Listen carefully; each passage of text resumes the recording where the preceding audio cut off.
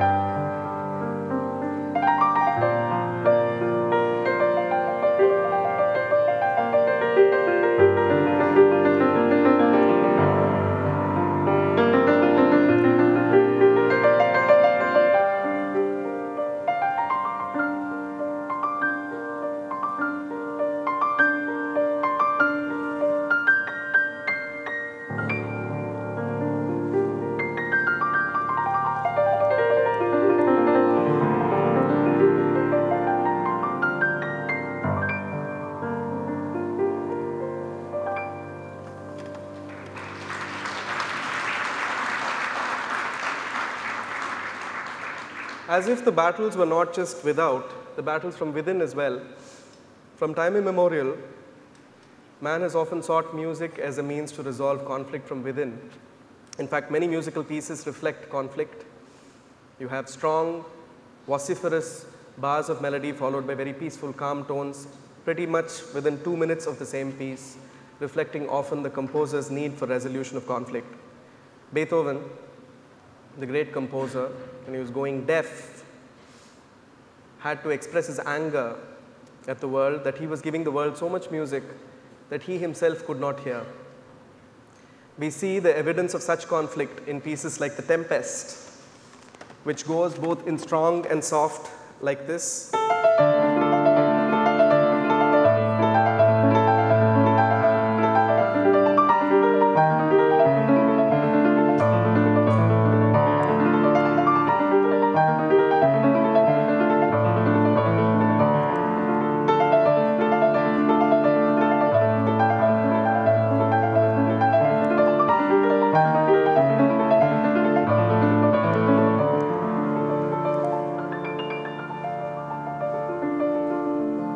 So afflicted by his deafness was he that he even started composing pieces by keeping his ears very close to the surface of the keyboard so that he could hear himself play. And we have such masterpieces coming out of Beethoven like the Moonlight Sonata.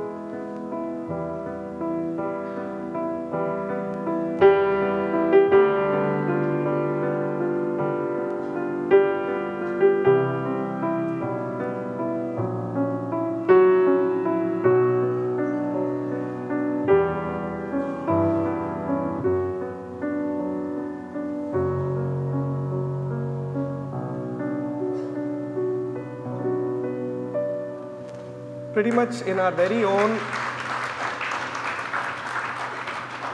of course, in our very own traditions, no song reflects through its lyricism and its sheer poetry the idea of resolution of conflict, all kinds of conflict from within, by starting with a tune that comes out of opening a lighter in the immortal film Hum Dono.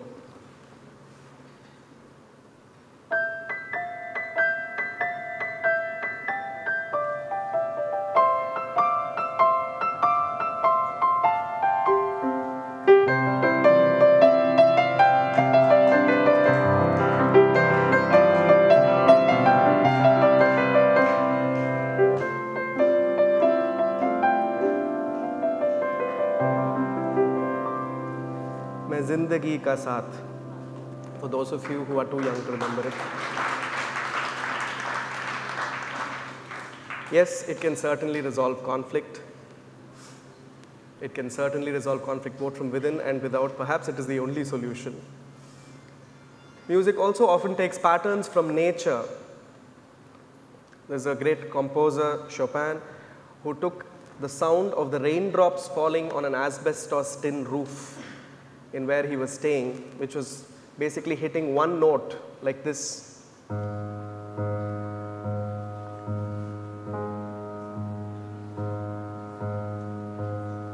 you've gone to hill stations and listened to rain falling on the roof, it basically sounds like that.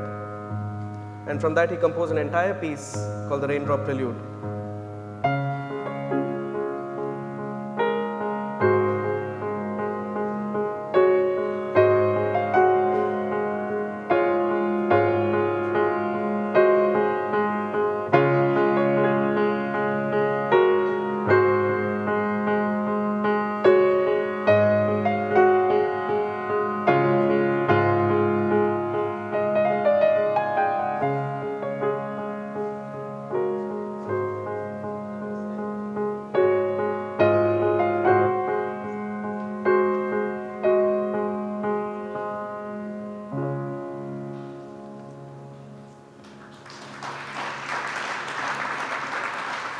Music as a signifier of moods and emotions. This is a no-brainer actually. Yes, of course, it's very mood setting.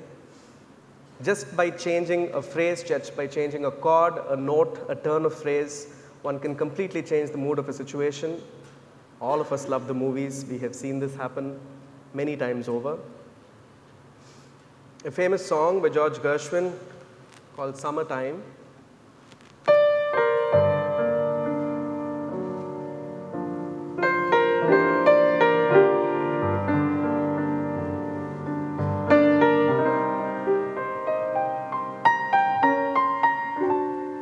So I thought, why not take an experiment on this one?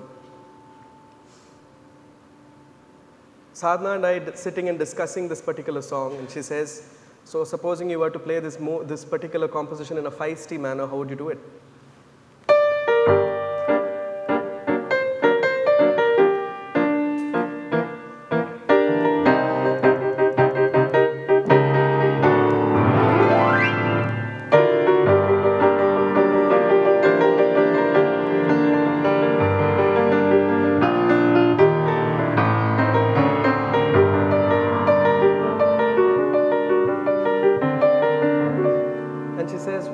if you go into a jazz bar and it's really quiet and soft and silent and somber? How would you do it?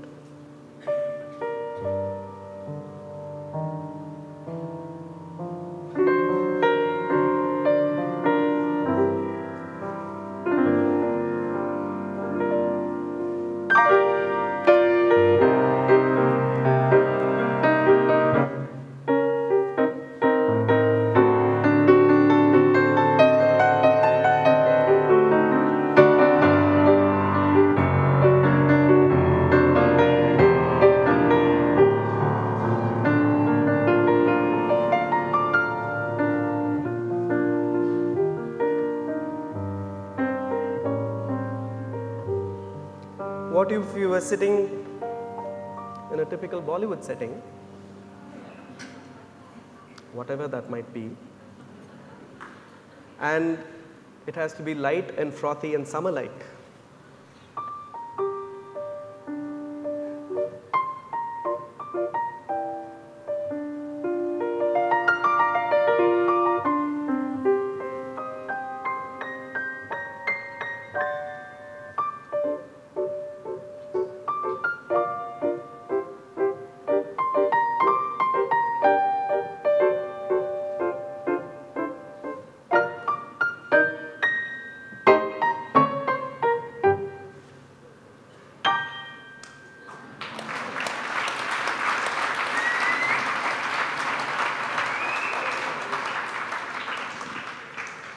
Of course, this is the wrong time of the afternoon to be talking about lullabies. Wake up. The great composers, of course, compose pieces just as lullabies to put you to sleep. There's a famous one called the Berceuse, which goes,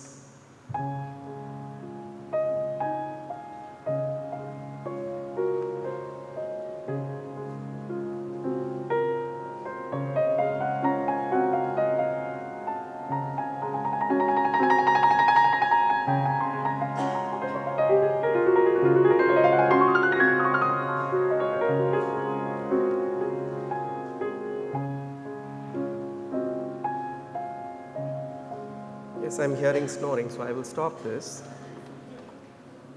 But you know, there's a famous song by R.D. Burman, which is very inspired by this very melody. Let me not give the cat out of the bag. I think you can guess it. It goes,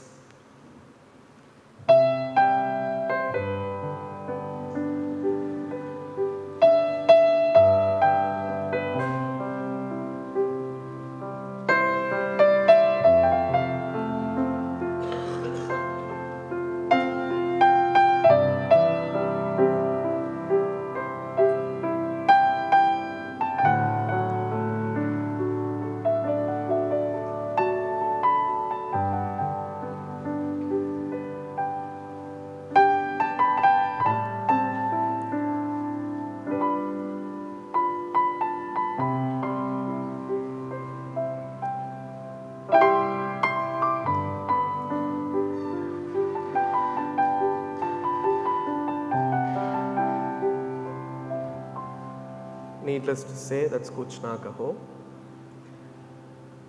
Music, finally, and most importantly, has an effect of helping the mind predict patterns. All I'm going to do is play 2 lines of a song that most of us would know.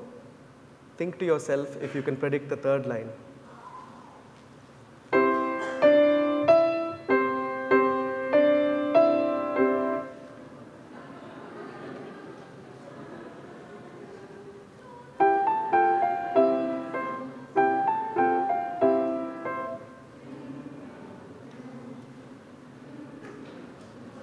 Have fun with the rest of the evening. Thank you very much.